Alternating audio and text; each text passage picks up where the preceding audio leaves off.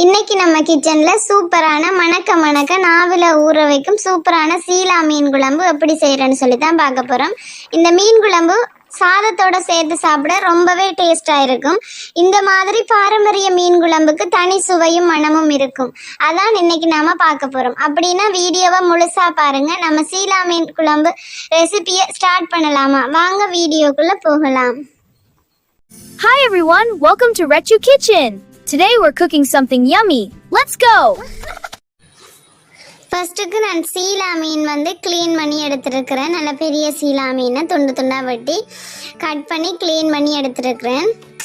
அதே மாதிரி சின்ன வெங்காயம் தக்காளி பழம் எடுத்துருக்கிறேன். சின்ன வெங்காயம் நான் நிறையவே எடுத்துருக்கிறேன்.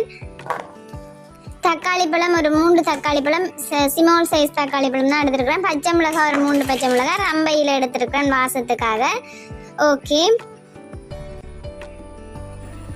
ஃபர்ஸ்ட்டுக்கு சட்டி அடுப்பில் வச்சுட்டு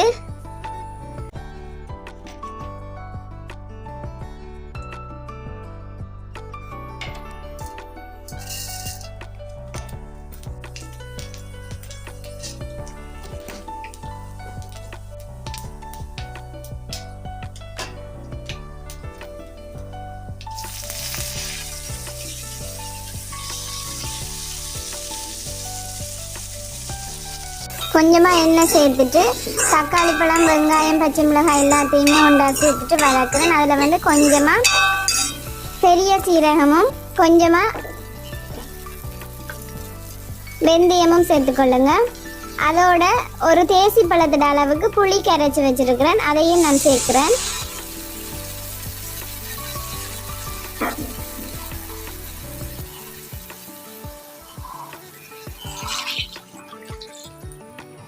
அந்த புளியோட அந்த வெங்காயம் எல்லாம் நல்லா சேர்ந்து வரும்போது நல்ல தேங்காய் பால் நான் 2ஆம் பால் சேர்க்குறேன்.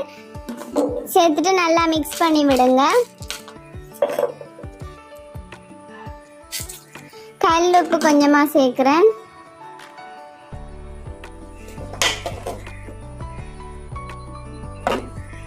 மிளகாத்தூள் உங்களோட உரைப்புக்கு தேவையான அளவு சேர்த்துக்கொள்ளுங்க. நான் கொஞ்சம் கூடவே இங்கே உரைப்பு சாப்பிட்றபடியா கொஞ்சம் கூடவே சேர்த்துக்கொள்றேன்.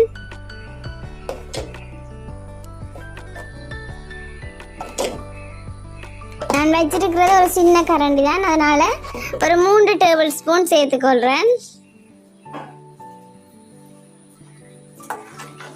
தூளையும் சேர்த்துட்டு நல்லா மிக்ஸ் பண்ணி விடுங்க. அந்த உப்பும் தூளும் சேர்ந்து புளியும் நல்லா மிக்ஸ் ஆகி நல்ல ஒரு வாசத்தோட வரும். இந்த ரம்பையில் வாசம் எல்லாம் சேர்ந்து நல்ல மணக்க உங்களுக்கு நல்லா கொதிச்சு வரும்.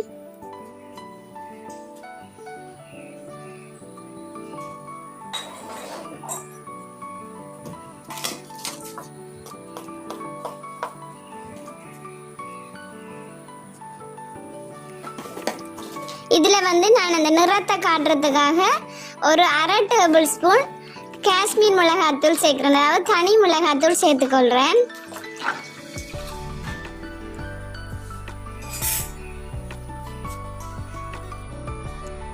பாருங்க, அந்த தனி மிளகாத்தூளும் சேர்ந்தோன்னே இப்படி நல்ல நிறமாக கொதிச்சு வருதுன்னு சொல்லி நீங்கள் போடுற நார்மல் மிளகாத்தூள் உங்களோட உரைப்புக்கு நல்ல நிறம்னு சொன்னால் இது சேர்க்காதீங்க. நான் போட்ட மிளகாத்தூள் ஒரு நிறம் காணாதண்டபடியாக தான் நான் சேர்க்குறேன். ஆனால் தனி மிளகாத்தூள் எந்த ஒரு உரைப்பும் இல்லை, அதனால் ஓகே.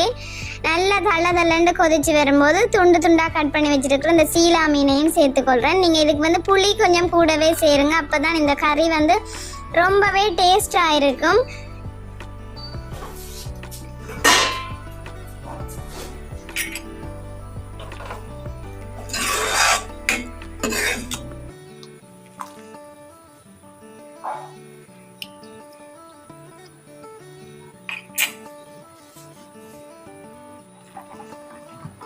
பாருங்க, இந்த கறி நல்லா கொதிச்சு இந்த சைட்டாலையெல்லாம் வத்தி ஓரங்கள் எல்லாம் நல்லா வத்தி வருது. கறி இப்படி நல்லா தள்ளண்டு கொதிச்சு வரணும்.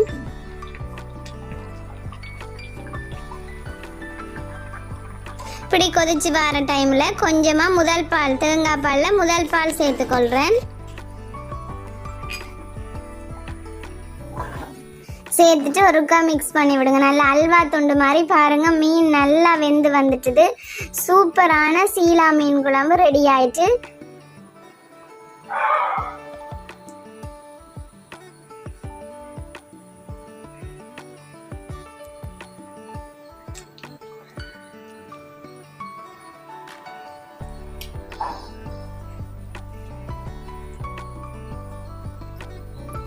ஓகே, இந்த வீடியோ பிடிச்சிருந்தா லைக் பண்ணுங்க, கமெண்ட் பண்ணுங்க, ஷேர் பண்ணுங்க.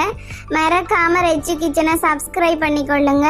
பாருங்க எப்படி சூப்பரான சீலா மீன் குழம்பு ரெடி ஆயிட்டுன்னு சொல்லி சாதத்தோட சாப்பிட சூப்பரா இருக்கும். ட்ரை பண்ணி பார்த்துட்டு எப்படி இருக்குன்னு சொல்லி கமெண்ட் செக்ஷன்ல கமெண்ட் பண்ணுங்க. எங்களோட ரெச்சு கிச்சனை சப்ஸ்கிரைப் பண்ணாதாக்கள் சப்ஸ்கிரைப் பண்ணி வச்சுக்கொள்ளுங்க. தேங்க்யூ. நெக்ஸ்ட் வீடியோல சந்திப்போம்.